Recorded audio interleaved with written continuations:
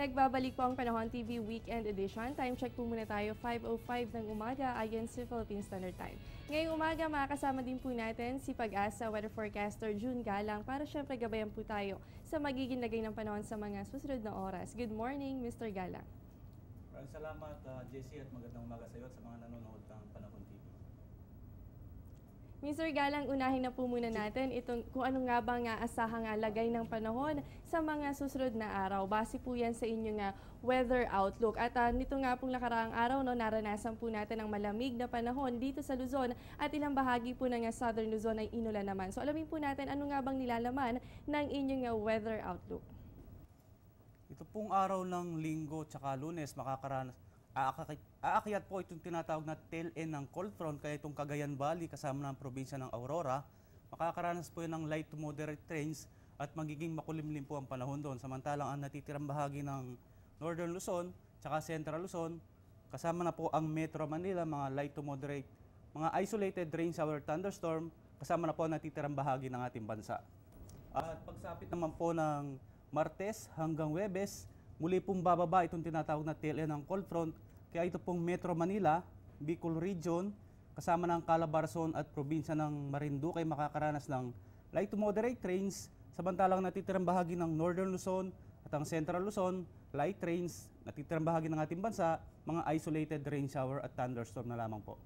So ayan po mga kababayan, makakaranas pa rin po ng mga pag-ulan ng ilang bahagi nga po ng Luzon dahil dito sa tail end of a cold front at bahagyang nagbabago rin yung posisyon nito, kaya naman patuloy po tayo syempre mag-monitor sa lagay ng panahon. Samantala sa Visayas, sa ilang bahagi po ng Visayas at Mindanao, makakaranas naman po kayo ng generally good weather, pero syempre patuloy pa rin dapat ang pag-monitor natin sa lagay ng panahon. At Mr. Galang, ngayon nga po ay nasa halos kalahati na tayo ng buwan ng Nobyembre. I-review po muna natin ano ba yung mga dominant weather system para sa buwan na ito.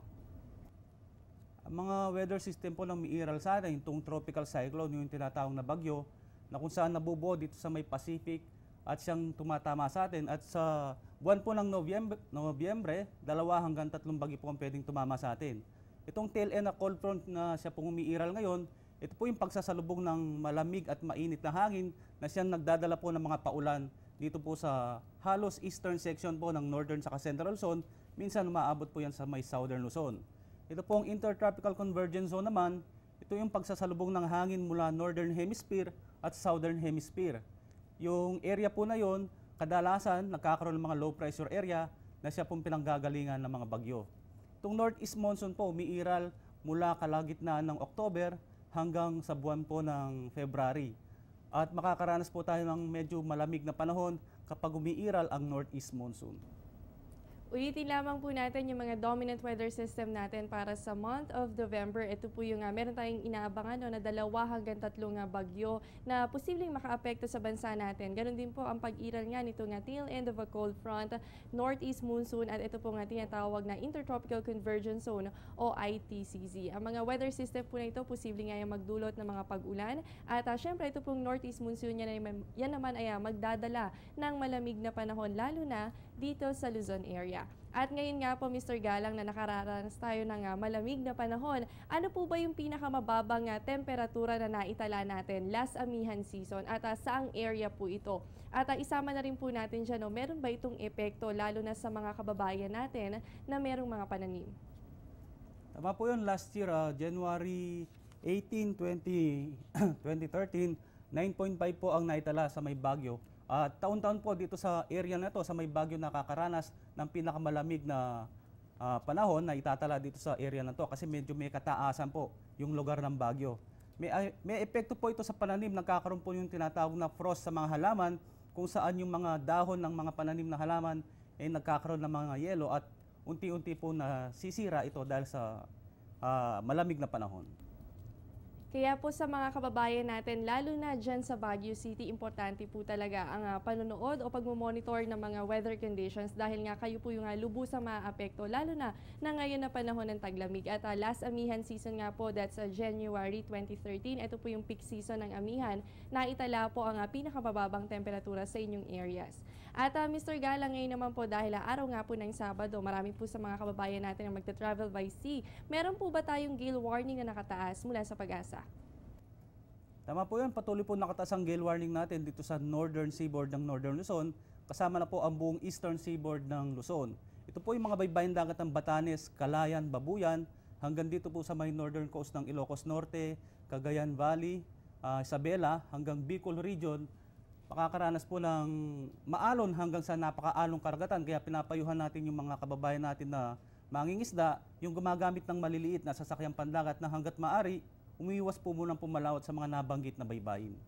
So ayan po, nakataas ang gale warning mula po yan dito sa may Northern Luzon hanggang dyan sa may Bicol area. Asahan po natin sa mga seaboards nyo, maaari nga magkaroon kayo ng maalon hanggang sa napakalong kondisyon ng karagatan. Kaya naman paalala po ni Mr. Galang, iwasan po muna natin ang pumalaot. Siyempre para po yan sa inyong kaligtasan.